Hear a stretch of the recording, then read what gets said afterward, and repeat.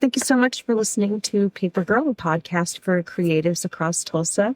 My name is Melody Colton. I'm the host. I'm the co-owner of Meadow Market Books and More in Tulsa. And today I have another one of the authors on our shelves. I'm very excited to share her with you.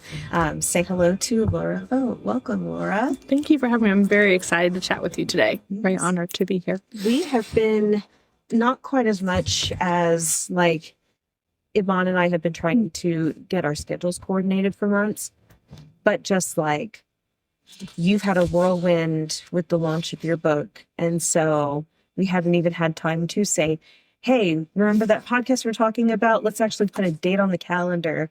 And congratulations, you're the first person I think I've had that conversation with. And the first date that we picked, oh, no, I lied. We had to reschedule yesterday.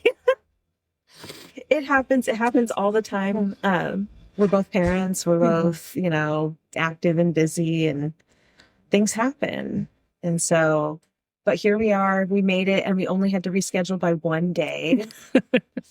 I think pretty good. And you were here before 4:00, and nobody came in and hung out in the shelves until 4:30, because that happens every time I book something directly at close. Oh my goodness. Which is lovely. I'm glad people want to be here, but I'm also hey, you're here on one of the very rare days where I actually need you to scoot.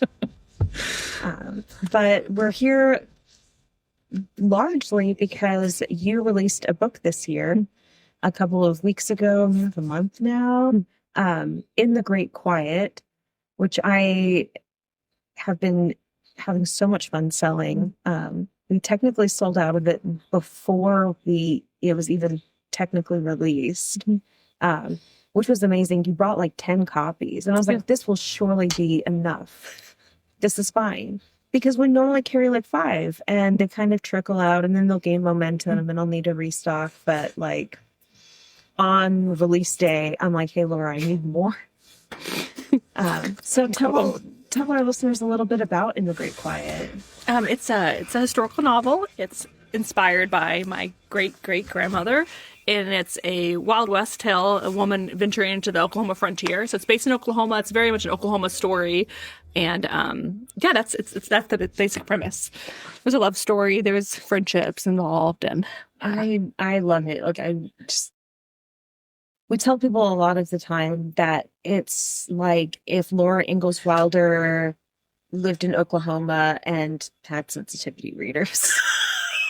Oh my God, I love that so much. Just really and truly knew how to talk about Indigenous populations a lot better than she did, which she's a product of the time and a product of the reality of history. But I like to put that caveat on it because I know a lot of us, it's one of those books or one of those series that people have a lot of heart attachment to, and then grappling with the reality of some of the stuff that was written and aged very poorly. Absolutely. Now that we kind of know and talk a little bit more about it. So I want to get to know, I've gotten to know Minnie in the book, but I would love to know what the process was like for writing something that was built off of a true, very personal history. Oh, that's a great question. First off, I really like that pitch. Laura Ingalls Wilder, if they're sensitivity readers, which I did use many. And I always say as a grown-up, Laura Ingalls Wilder, if she went off alone and was kind of crankier, or just had more of a haunting past is what I think. But it is a grown-up Laura Ingalls Wilder. And she first told me the story maybe 15 years ago or so. And the first time I heard it, I'd heard about my grandmother, my great-great-grandmother, but I'd heard stories of her on her land or on her farm. I hadn't heard how she got there. And so I remember being wait a second, Grandma, can you start the story again? Because I never heard the wild, race into the I hadn't heard that context. And so she told me the story, and I had the idea for it, but I didn't start it right away because we're working on another novel. But writing the story, since I put it on the back burner for about 5 to 7 years, I was already thinking of the character Minnie before I actually researched the actual woman. So she was kind of working my back of my brain, and I was thinking through. I had a lot of the the plot and the structure of the characters. I had a lot of that, and her voice was very insistent, very strong. If you read the book, she's very she's not one to kind of sit on the sidelines. So she had a very strong voice. when I came back to the book. And so I interviewed my grandmother. I did research, but my grandmother didn't have a whole lot. She was kind of like, she liked to do crosswords, which is why there's crosswords in the book, even though there were not crosswords back then.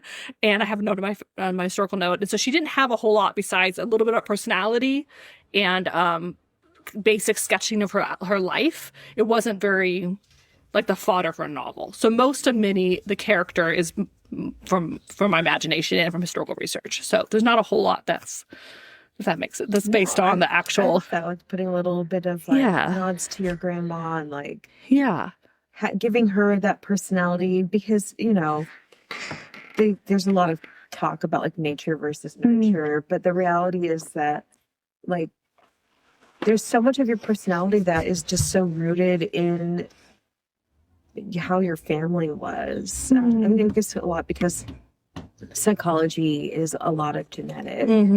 And so when you pull in those genes, for people who are, maybe a little more neurodivergent or, particularly headstrong with like, just in a very biological sense of somebody who's more survival minded, who's got that kind of strength of character and strength of will, is going to survive and go on to procreate and all that. So that's how I kind of imagined her. I thought about, and I read a lot of journals from women at the time, and I read a lot of interviews.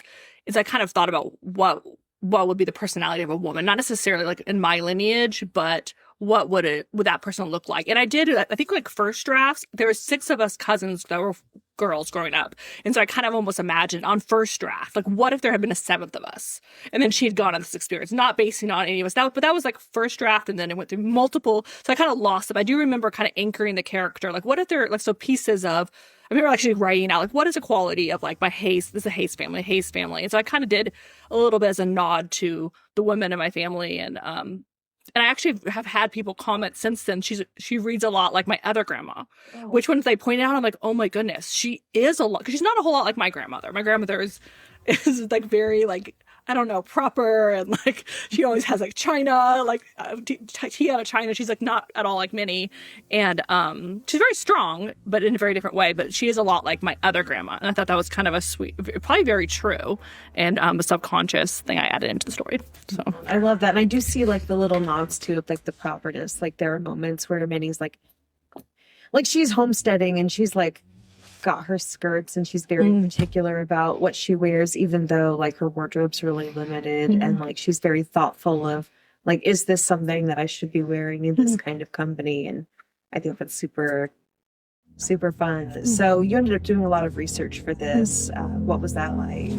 That was really fun. I really enjoyed it. I was a history major. I love historical research, and there was a lot. Like there's a wealth of stories and anecdotes and interviews from women of the time and homesteaders in general. So I found I never got to the end of my research. I read like there was these like page long interviews or anecdotes. There were so many that I went through. So I read a lot of, secondary sources, but my favorite part was to read just these 1-page stories or interviews. And they were the thing that surprised me the most, they were very vibrant. Like it's the Victorian age. So you imagine these women like all buttoned up, but when I read them, they were not. They were very full of like personality. Like each one read like man, this is like a very vibrant collection. So I loved it. That was my favorite part, was reading the stories from other women and pulling pieces and kind of imagining creating many from those. Yeah. So in that research, how many of these like young single women out in the Oklahoma frontier did you come across? Like there's like thousands of probably interviews that I found. I probably read hundreds. I'm not sure how many, but there was a lot. I remember there's a period, because it's linked on like, I think it's the OU system. So I had it linked on my phone. I like try to read a couple a day, like as I was going to bed. And so there's lots. And most women had to be single if they owned the land. So they had to be either widowed or single. So there was lots of women. I think like 10 to 15% of homesteaders, you said, were women. I know, right? Like no one tells us. You never think about when you think. Yes. You either think about like, good old American families. Yes. Or you think of like rough and tumble men before they become good old American families. And I just like, I never, in my picturing of the land run, in my picturing of the start of Oklahoma, never really thought of it as a feminist story, or that there was like a really strong feminist angle, and there it is. And I think that's what drew me initially to the story. Like this kind of untold story of a woman. I think we were asked my grandma, like she went, and she went with her brothers, but like she had, like it was her land. And so that's what really drew me to the story. And I think that's nationwide, like 10 to 15%. I don't know how many were from Oklahoma, but there was a lot of women. A lot of them were in community. Like they went with their uncle, they went with their brother, or the four sisters went together. I remember one story of like four sisters in North Dakota. And I just loved reading about how they set it up. They like had their houses, or maybe one house all in the corner where they all met, and they talked about like on reflection of being like the most fun years of their life. And they would share chores and share, I think there was a group of other people that helped them. They probably ended up marrying all those guys. And so they shared a lot of the work. So most of the time it was a very collaborative, it wasn't like a woman isolated, but there were stories of women isolated on the frontier. But for the most part, but yeah, it's a huge, like very untold story of women that I feel like is very true in most history. Yeah. So was there ever a time when you were writing this that you felt like Minnie might need a sister, or because she finds her community, and she's like putting herself out there and finding that help and accepting that help. And but this is very much like this woman's journey. Was there ever a time where you thought that you might from the jump have her? I don't think so. I think I always had imagined her going. I liked the idea of her like starting over. So I think I had kind of her backstory and her personality and her voice, and that journey that was from even before I started drafting. So I don't think I ever had. I think I thought at some point maybe her sister. I think I did draft it at one point because she does have a sister. That sister came down at some point. I think she was like pregnant. I don't remember, but not Minnie, the sister. And so, but I don't know. I think it was always imagined her kind of the idea of her going off alone was Kind of shifting gears. So like something that I really enjoy about In the Great Quiet is that it's definitely a unique voice. And we were talking a little bit about like accusations of like you not writing it. But I think it's just that you have a unique voice, and it's also really well written. And then you came in here a couple of weeks ago and taught a writing workshop. And I was just really just blown away. So you studied history, yes, in college. So how did you kind of move into this like writing workshop space? Okay. Yeah, I did history and lit, so I was a double major. Perfect. And I always wanted to write. So creative writing was always my dream. But I chose lit because I was planning to be a teacher. So I thought that would be, because I know with creative writing you kind of have to either have a master's or I don't know. So I just chose that, and so I that's always kind of been the plan, as kind of far back as I can remember. And one question was, how did I get into teaching writing? So I guess that makes sense. You did the path of a teacher. Yeah. That was my original plan. I was actually going to be a Shakespearean. I was going to get my PhD, and I just didn't like academia. It was too brutal. It's kind of cutthroat. And my dream was always to write. I think if you want to do academia, you have to love it, and you have to be passionate because it's hard. It was super hard. So I worked on my master's, and I ended up not finishing just because it was brutal. And there was I forget what they're called, but the teacher that was kind of like alongside me, he left, and I felt very. We don't need to do that story, but yeah, that was my whole plan. Was I wanted to be a Shakespearean, a professor. That's what I was kind of the goal. But my dream was always to write. So I don't think being a professor is a good fallback because you have to be. It's just brutal. It was just hard. It's got to be the primary. Yes, and something else has to be the fallback. Yes. So yeah, the plan was always to teach. So I love that. Yeah. And so you have a specific structure that you like to follow, and you kind of adapted because everybody at the workshop was already writing in some capacity, and a lot of us had just like works in progress. How did you come up with your curriculum and that? Oh, that's a good question. I don't know. Through time, I think I wrote a novel that I did not sell, and that is just on my computer, and that was like 12 years of like kind of fumbling and figuring it out and reading all the crap books I could. And I did some workshops in college, and I actually, I don't think they were great for me. I think that they were I walked away with kind of ideas of what I needed to work on. Like, these are things that are just awful about your writing. And looking back, they were just completely wrong. So they kind of shut me down. And so, I did a lot of it on my own, just like figuring it out and figuring out how to work on my writing, and about voice too. I think a lot of it was just kind of continuing to, the more you write, the more you find your voice. And I think that my voice hasn't changed, honestly, that much in the past 20 years. I think it was just more confidence and like assurance that this is the way that I want to tell a story. I love description. I love overblown writing. Like, I read like Charles Fraser. He spends like a paragraph on describing shoelaces, and I love it. And that's just not necessarily what's popular a lot of times. And so I just think just continuing to work on it until I found a way to really settle into my voice, and it just takes time.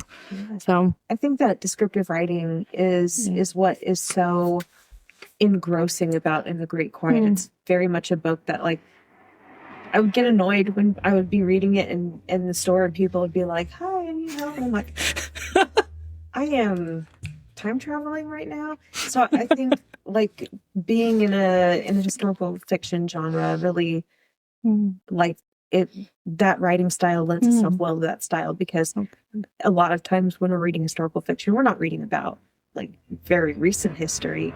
We're reading about things where you have to go dig deep in the OU archives and, you know, visit research centers to get a feel for what that was like. And so getting to really sit in a moment and experience the Oklahoma frontier and all of its sights and sounds and smells and feelings is very, like, that's what makes a good historical. It's also where I think I kind of dropped the ball, because that's not really how I write. And so that's where in my historical fiction, I feel like I could have spent a little more time. I think that's why there's just so many, we all tell stories a different way. Like, I think that I read it, because I paid it, because that's kind of been what I'm writing. My first book was historical as well. So I've been reading and analyzing historical fiction for decades, and sometimes they're not very descriptive. So I think it's just, there's a difference. Some are very character driven, some have a lot of dialogue. I think it's just finding what works for you, what you like when you read.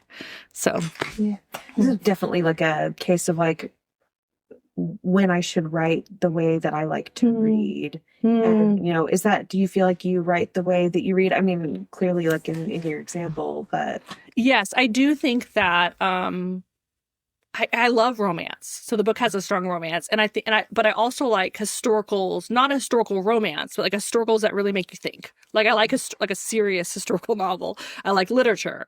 And so I think a lot of times I don't feel like there's a happy romance in literature. So I think that was something I was very, and I like kind of faster, snappy dialogue, which I don't know if I succeeded, but I kind of wanted, so I sometimes will get the feedback that it's kind of straight. It will read like a classic historical, but then they have like the snappy modern dialogue. I definitely absolutely write what I want to read. Like, I feel like there's definitely more room, I think, for more upmarket literary book clubs with a romance. I feel like there's not that many that have I don't know what I would call a sweeping romance, but also hopefully, I would hope that people would like make them think of something, like make them walk away thinking, or I don't know. So yes, I definitely write what I want to read.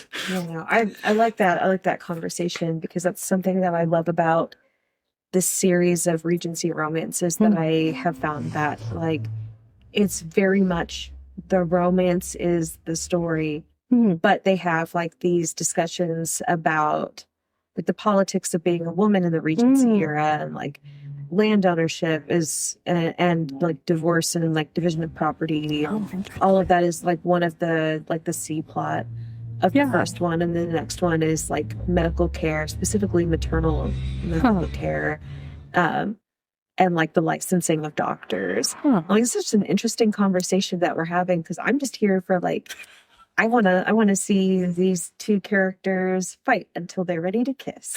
Yes. And then it's like, actually, we're going to have a discussion about maternal mortality rates. Are you ready for that? And I'm like, I'll take it. I love it. I'll do a little thinking, and then it makes me, I don't know, when people roll their eyes when I tell them I'm reading a romance, I can be like, but actually, here's something else we're discussing. And I think it's a conversation that I had with Damon and I've had with Heather, is like, romance is just a really wonderful vehicle for acknowledging the reality of human life, We all come from romance in some form or fashion. Absolutely. And then we all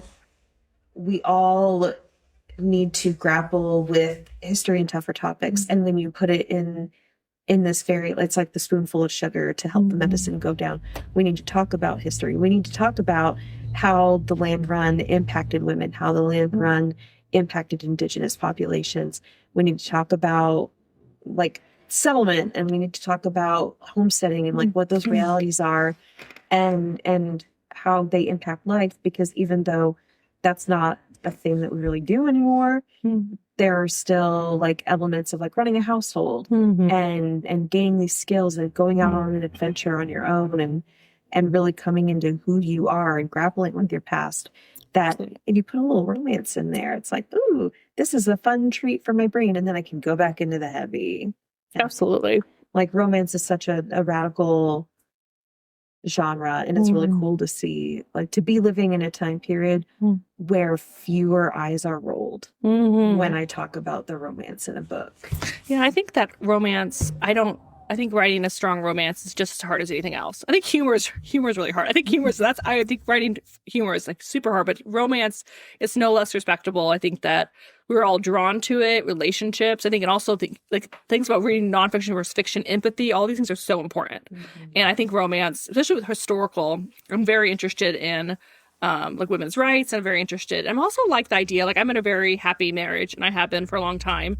And so I like the idea of just like a subtle comment that, I don't know, like they're good guys out there. Like I like writing a swoony mail that people can, I've had a lot of times in book clubs, people be like, oh, I loved, his name's Stott. Like I love Stott. Like I love that. I love the idea of just like this hopefulness that there can be, that romance isn't always like bitter. Like I think that's sometimes it ends poorly, but sometimes there's a happy ending. And I think that's, I think it's beautiful. I don't know why having hope, like the concept like hope or happiness is like somehow less than writing about pain. So I don't know. Yeah. It's like, oh, I think we've talked about this like at the workshop, like the book that I'm writing about me and Jared, and like recognizing that romance does not have to be this huge, sweeping action movie run down the terminal. I would run down a terminal for Jared, and I like to think that he would also run down the airport terminals screaming to stop the flight. But the reality of our romance is that it's very sweet and very sweet. Our relationship has not been a source of drama, and I don't foresee that being an issue. Our relationship is solid. It's very much like us against everything else. And I think that's the same thing I see with Stott and Minnie, is that that romance is not weird drama, even though they have like a little bit of like butting heads and, but at the end of it, like they're very much, this is the trials of the world against us. And that teamwork makes it very like, that's what I was interested in, the idea, like themes and ideas of like just kind of having a community, because you're going to go through hard things in life. Like it's going to be hard, and just to build a community, whether it's a romantic partner or friendships, that you can help withstand just the agony of living. So I think that is what I kind of want to build with them, that she was strong enough to like help him carry his burdens, and the same, like if they went through something hard, he was going to walk beside her instead of being too scared or giving up. Because I think that it's just inevitable that they would go through something hard, which I don't know what would happen after, because I don't know, but I assume that they went through hard things in their life. So yeah, that's the reality of life. Yeah. And so I think it's super fun. So it's 2 books in a row that we're talking about, because Iman's releasing historical fiction this year. Oh, okay. Also set in Oklahoma, but hers is a romance set in Greenwood, and the conversation's about the romance. And then, like, the race massacre happens within that context, but very much a showing of like a different, we don't really talk a lot about this side of Black Wall Street, and like how much it's thriving, and like a place where 2 people could find love. And so, do we really talk or think about finding love on the Oklahoma frontier? And so things like fun, same coin, different sides kind of energy. I think that's a lot of fun. And so there's so much for everybody to like get excited about. I'm it's a great time to be a part of like the Oklahoma literary scene. Absolutely. Just the book community in general, like, wide and narrow. What's that community energy kind of been like for you? That's been probably one of the most fun things about debuting is that I have been in my home raising children, writing books, kind of sheltered, and I have a writing group, but they're not local. So I've been very much kind of in my I have an agent and editor, but they're also not local. So I've been very much kind of isolated for a long time, like writing. And so that's been probably my favorite part is just meeting booksellers and meeting, going to book clubs and meeting just readers. And also just the writers have been so much fun. And there is something too, like I don't have many writer friends besides my there's 3 critique partners, but we just meet and share pages. We don't like hang out because we live in different states. And so it's been really fun. There's like really, really wonderful to meet other writers, and everyone's been supportive and encouraging, and just a community has been pretty fantastic and welcoming. I think very welcoming. I love like seeing the difference in communities, and like some people are able to find a writing group locally. But for all the faults of the internet, it also has provided like this ability to reach out and be a working parent who needs kind of like an asynchronous writing group or something where, I can be at home while the kids are napping and engage with writing group. So that's just, it's so fun. It makes writing feel like an activity that you really do together. Yeah. And you're going to buck those stereotypes of pulling away to focus only on your book. So I just feel like it's hard to write when you haven't been experiencing life. And so, those very like romantic notions of getting a cabin for a year and just working on your book, it couldn't be me. Because what do you say about humanity? Like, so you have to know. Even when I was writing Clever, Clever Woman, which was, about a time period that I do not live in, a lot of the interactions that the characters had with each other were based on interactions that I've had in real life. Just because, like writing, like how do you talk about sitting at a kitchen table and talking to your theater group?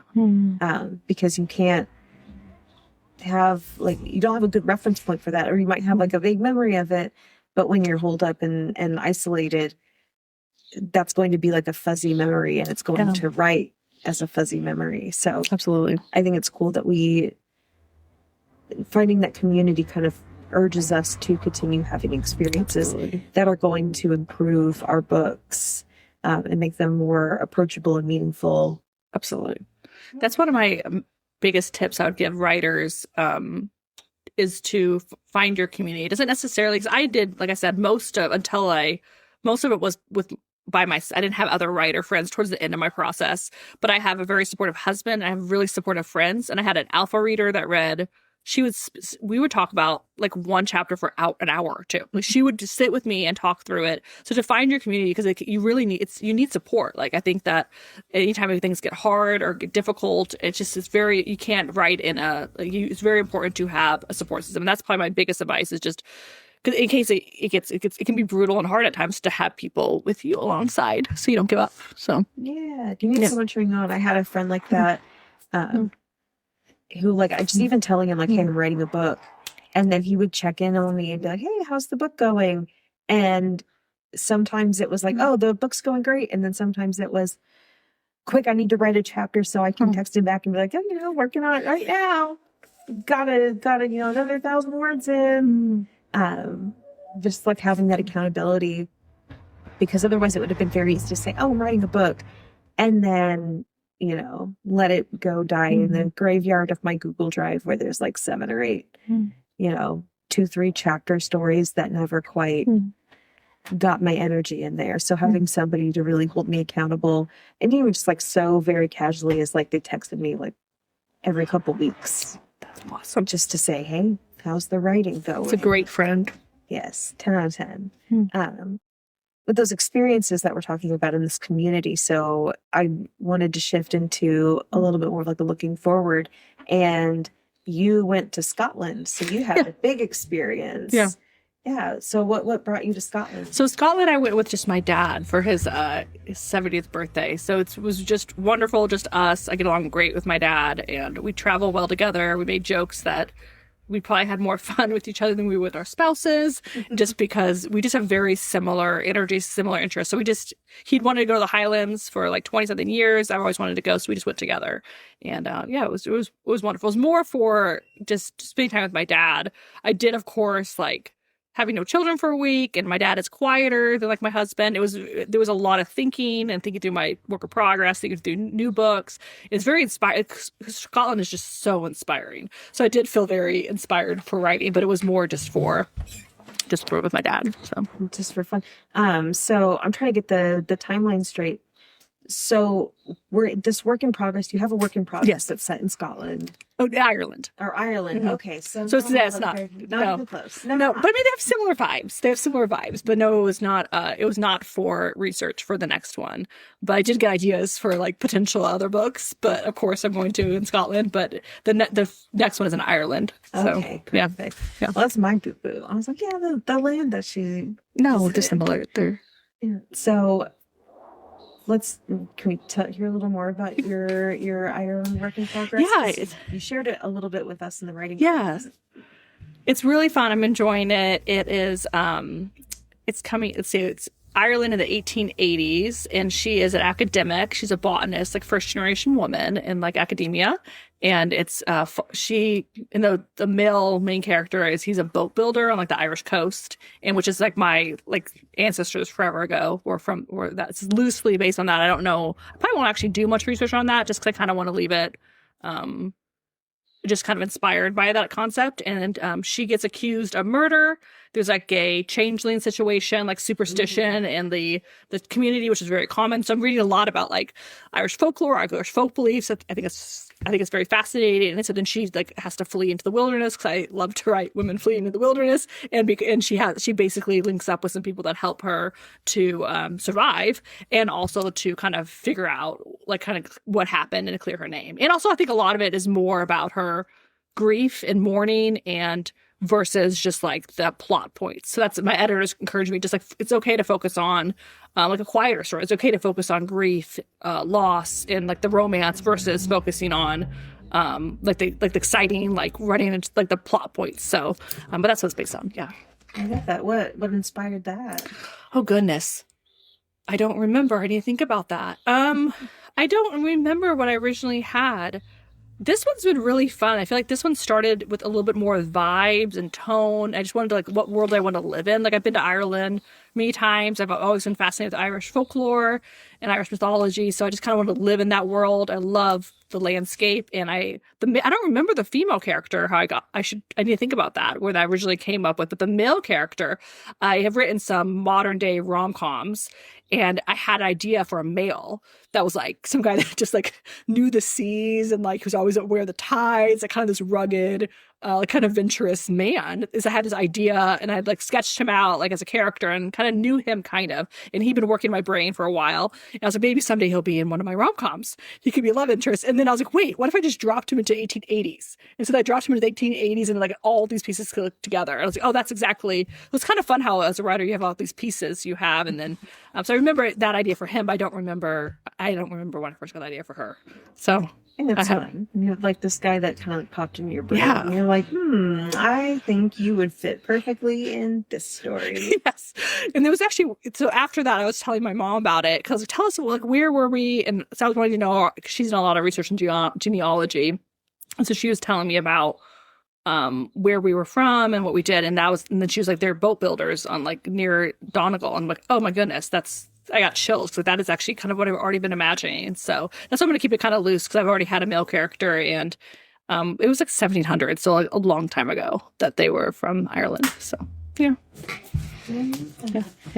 So walk me through what you've released. Because I want to kind of like delve into the business side of producing a book. And so In the Great Quiet is not your first book. Yeah. The first one I published. So I have another, walk through like the past books. So I wrote another book, which was another historical. It's like ancient world. And I spent 12 years on it. And then I pursued traditional publishing, which you have to get an agent, and then they sell to the editor of the imprint. And I did not get an agent with that one. And so then I moved on to In the Great Quiet. And so that one's just on my computer. But my agent likes the idea of it. And at some point we might, I think it might actually be 2 books. And so at some point that might come out, but it might be like 5th or 6th book. And I'm okay with that. It's kind of a little bit more like court politics. Like there's like 7,000 characters. It's very complicated. It feels almost reads like an epic fantasy because like it's ancient world. Like it just kind of you dropped into fantasy world. You're like, what is happening? It kind of has that feel. And if I take the time to explain everything, that's too slow. So I'm still trying to figure out. So I feel like it would work better as like 5th book when people know and they get dropped into the world. Like it's like, this feels like what's happening. And it takes a while to figure out what's happening that the people will trust me. And so that's that one. And then In the Great Quiet is my debut. And so like, That's exciting. yeah. So the process of querying, because we have a lot of like very traditional in the sense of like traditional self-publishing where like they go through like KDP or Barnes and Noble Press and publish themselves. But you took it through an agent and an editor. And so what was that process like for you? That was the brutal part where I say you need community. I really wanted to. I love self-publishing, but I knew that I did not want to run a business because I ran a business in my 20s. I was awful at it. I did not enjoy it. And I think you kind of are running your own business if you are self-published and you wear 7,000 hats and you have to do it. And I did not like idea of designing a cover. Yeah, that kind of sounds fun, but I really wanted to mostly write. So I was like, I knew that if I traditionally publish, there's all this talk that even if you traditionally publish, you still have to do all the hats, but that actually hasn't been my experience. Like my experience has been, they say that if you traditionally publish, you still have to market, which I think in some ways is true, but I have actually, my publisher and agent and editor don't really, I'm kind of scaling back because I think they'd rather me, if I can write books faster than I can sell more books. So that's why I chose traditional. I just really wanted a team and I really wanted to, so then so for the first book, I queried it and did not get an agent. And so then I just was working on the next one. And then I went through and queried it. And there's a lot online on how to query and you have to query to get an agent. And then the agent will sell your book to an editor, which is at an imprint at a publishing house. And I just wanted to have that. That was just kind of was my dream and what I wanted. And it took some time. It took like maybe 4 years from when I first queried till I got an agent. Is that right?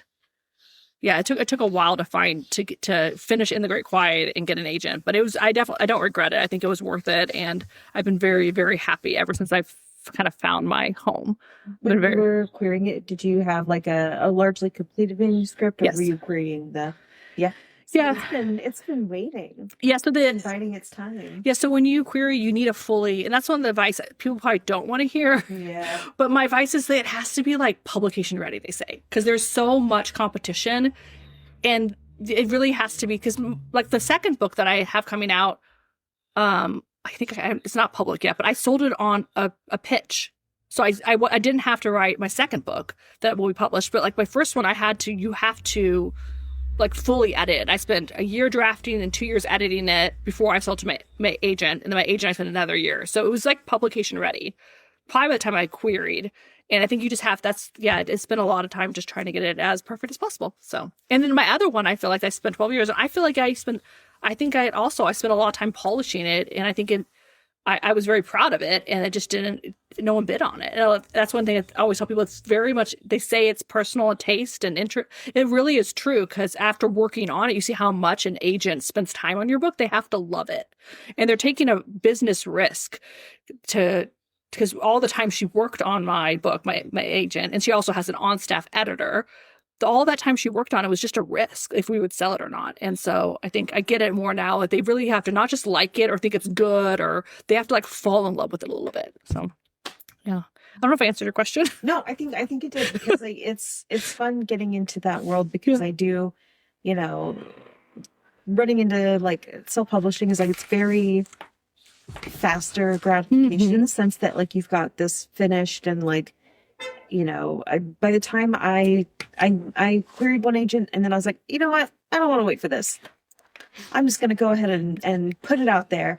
And, from the first draft to editing it and getting everything ready was, another 10 months. And I think I'm like, that's about as long as I'm willing to wait. And that's I think that's why it's great there's different paths. And it's really fun. It's like become a lot more accessible too. But because of that, not really like going through the process of a traditional publication or really even giving it like a solid try, was very much like I missed some fun stuff that I love to know about it and like to hear the energy. I think our last like really traditionally published author that we had on here, I think it might have been Sam Ryan, who has done a little bit of both. And so like her journey is also a little different. You also have a novelette that's sitting here. And I have not had a chance to flip through it. Yes. But what's that about? So that one is medieval, like Bavaria, and it's kind of like loosely inspired by like the woman in the tower like archetype. There's always the woman, like the Rapunzel story, and there's also a story of a woman. I don't know how to say it. It's like Edegna. I don't even know how to say the character's name. She like lived in a tree. There's like this lore of mythology that she lived in this tree, and I also liked like illuminators and like the painters. So I kind of combine those ideas. And this woman is like she basically lives in a tree and like makes a life, and it's based on this like folklore. And another woman running into the wilderness and falling in love. I think it's my common theme. So it's just a small novelette, and I wrote it before I think I'm gonna pause in the Great Quiet. I like to take breaks and jump to a different project when I'm letting one sit. I think I wrote it in between, like maybe a round of edits. So you like to have a lot of irons in the fire. Yeah, I've heard oh my goodness, I can't think of his name. He's like one of the most famous science fiction writers. It's a concept of like crop rotation. I can't think of his name, but there's a crop rotation, which I didn't realize that this was an actual method people did, but that's what I do. I feel like I came into it because when I finished one book, when I in there quiet, I was going to do edits with it. I would have this break where I'd be waiting on my editor or agent, and so then I would start working on another project, and I realized I really like it. I really like having another projects at different stages. I really enjoy it. I like having one that's just ideas. I like having one that I'm working on copy edits. I like having one that I'm drafting. I really enjoy it. To have multiple stages. Like right now I have one that I'm going to book clubs and chatting about, and then I have one I'm drafting. And then I have a couple in my back of my brain that I'm thinking about like what to do next. I like having. And then I also have the original book that I wrote, my first book. I'm reading it with my critique partner. So I'm still like in that world, going through that and chatting about it. So I really enjoy jumping from project to project. It's kind of like you don't have to ever take a real break. Because when I take a break from one, I love to write. So I want to work on something else. Yeah, you're like, I still feel productive about my writing, but know that like it's okay to let things be growing without me just constantly tending to them. I think that taking breaks is, one of the most important things, just to let it sit in the back of your brain and give it some space that you can come back to. I think it's one of the most valuable, things you can give to your book, is to have to step back and just let it breathe for a minute, and then think about other stuff. So yeah. So kind of nearing the end of the conversation, but I wanted to ask you the question that I ask everybody about in your journey as a writer. What has been something that's been like the most surprising or the most interesting that you think people should know more about? Let's see. That's a good question. I think for me, the love of, it's so true. It's so corny, but like the love, you have to just love it for the love of the writing. I think that at the end of the day, you just have to, that's been surprising. Like I really, in publishing and having my debut has been so much fun, but I think the best part of it is just like the joy I get for writing, and to know there's periods where like I didn't sell my book, sad, just knowing like this, to go back to like, why do I write and what do I love about writing, and just the joy of writing was kind of the most surprising thing. Is that's the funnest part. It's not even finishing, not, selling books, is just to writing. I think that's been the most surprising, and also just how much fun it is to connect with the community. It's been a lot more. I think I chatted very fast about how when I first was doing classes in my early 20s in college, like it was kind of brutal and hard and not fun. And I feel like I don't know, it just wasn't a kind community. And just finding that that's one advice I'd also have. Like, if people are being unkind or giving feedback that's rude, just like don't even listen to it at all. Like, there are kind and loving people out there that will be encouraging in hype houses. So there's a lot of people, if they're being competitive or just really unkind, I would say that to find a healthy community. So I love that. The idea of being competitive in spaces like this is so funny to me. And I have a friend who gave me a notebook that was like plans to not burn down rival businesses, and the knots very like scrawled in there.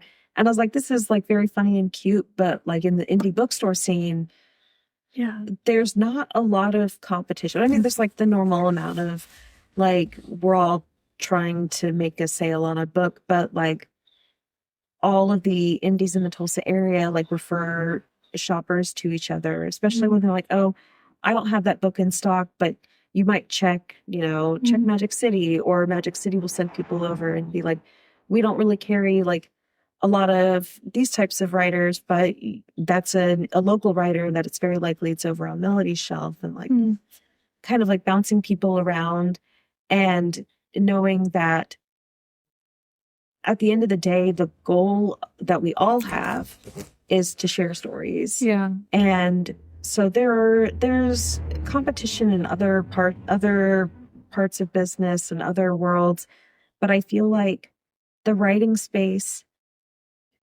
there's room for Absolutely. every story on the shelf, and absolutely.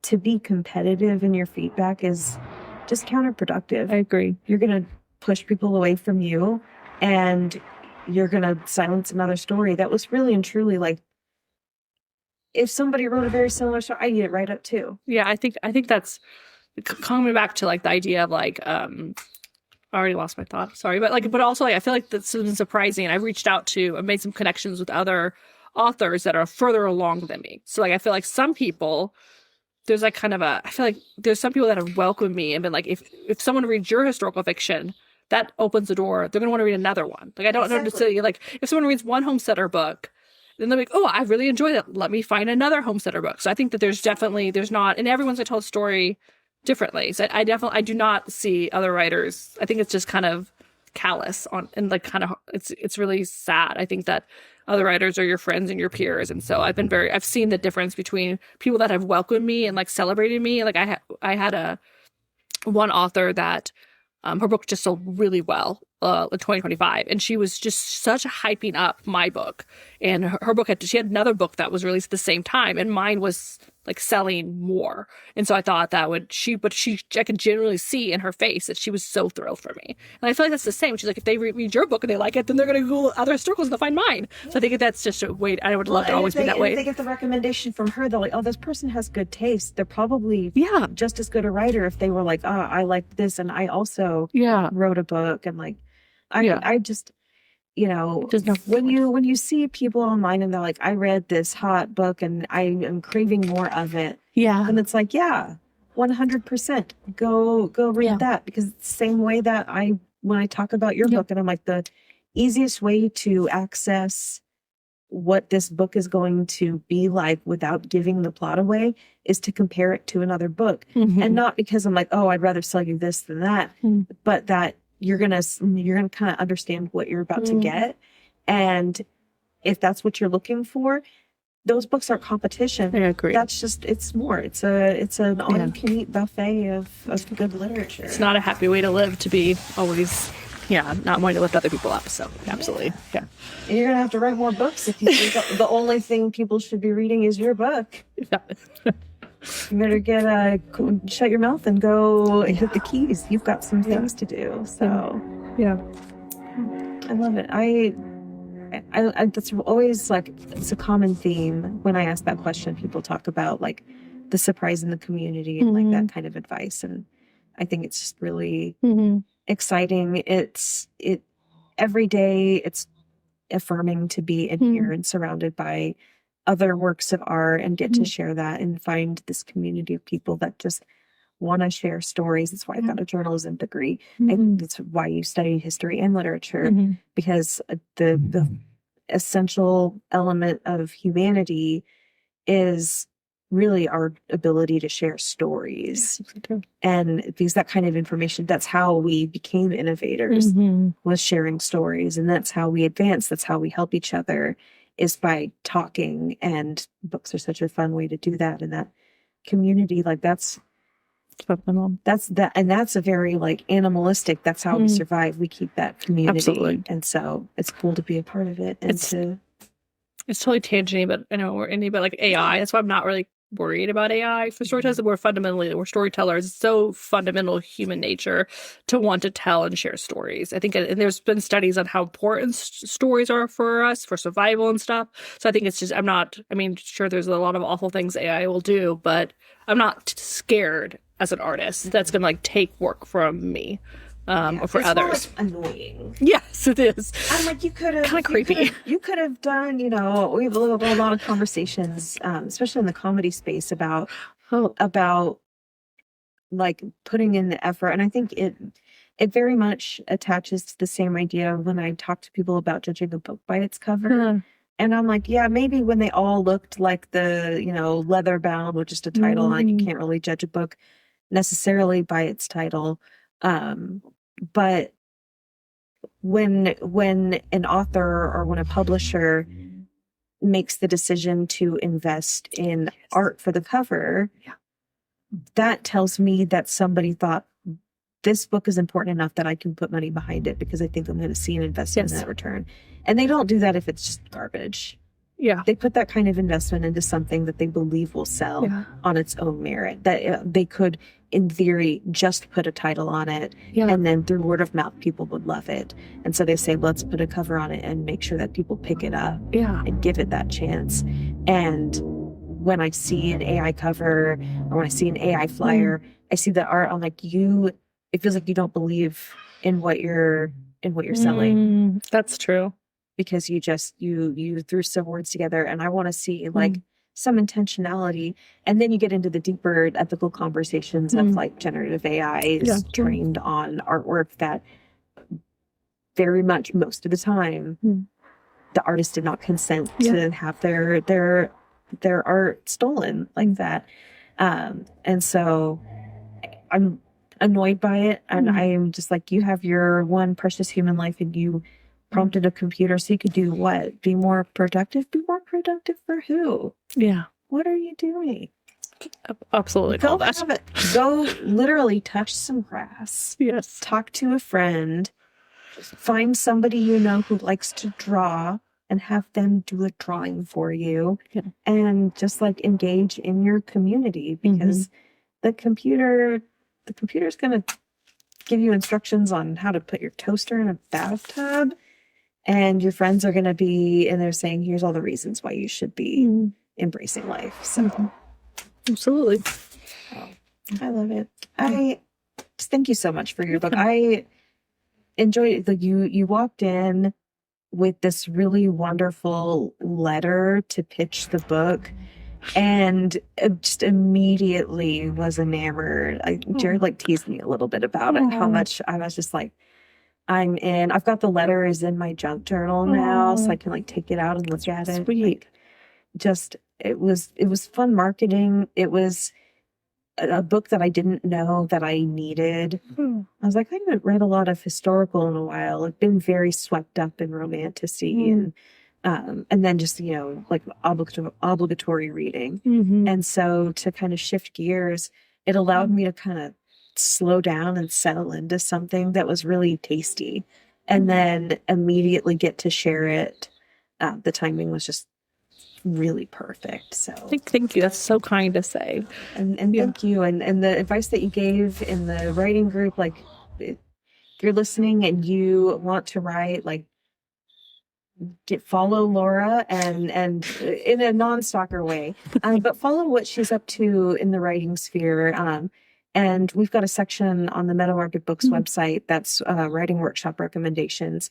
And it was the books that you've recommended through the writing workshop, and take those opportunities. So I just think the more we can share about how to write something that is going to connect with somebody else, I think the better off we'll be. So Thank you so much for coming on to the podcast. Thank you for having me. This has been really fun. I feel very honored. It's fun. My pride and joy, and just like a really surprising thing that came out of this, that, you know, we were just like, we're going to open a bookstore, and like, boom, podcast. And thank you for listening.